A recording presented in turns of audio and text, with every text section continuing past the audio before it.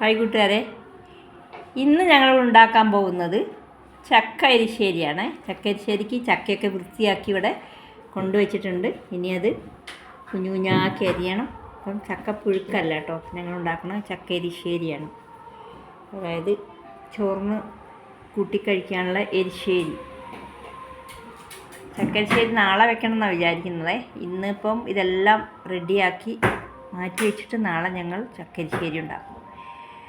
ചക്കരശ്ശേരീൻ്റെ പ്രത്യേകത എന്താ വെച്ചാൽ തേങ്ങ വറുത്തിട്ടിട്ട് ഒരു കടുക് പൊട്ടിക്കലുണ്ട്. തേങ്ങയൊക്കെ നന്നായിട്ട് തേങ്ങ വെളിച്ചെണ്ണയിൽ മൂപ്പിച്ച് കറിവേപ്പിലൊക്കെ ഇട്ടിട്ട് താളിച്ചൊഴിക്കുന്നത്. അതിലാണ് എരിശ്ശേരിക്ക്, അതിലാണ് രുചി ഉണ്ടാവുക.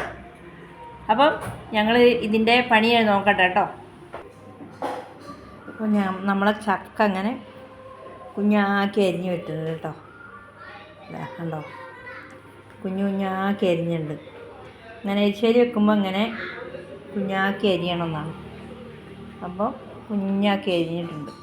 ഇനി ഇത് എരിശ്ശേരി വെക്കണം. ഇപ്പം എല്ലാ വീട്ടിലും ചക്ക ഉണ്ടാവുമല്ലോ അല്ലേ? നിങ്ങളൊക്കെ ഇതേപോലെ എരിശ്ശേരി വെക്കാറുണ്ടോ? നല്ല ടേസ്റ്റാണ് കേട്ടോ. അപ്പം ചോറിനൊന്നും ഒരു കറി ഇല്ലെങ്കിലും നമുക്ക് ഈ ചക്ക എരിശ്ശേരി കൂട്ടിയാൽ ചോറുണ്ണാൻ നല്ല ടേസ്റ്റായിരിക്കും. ഇതൊന്നും വയറിനൊന്നും ഒരു കേടില്ലാത്ത സംഭവമാണ് ചക്ക.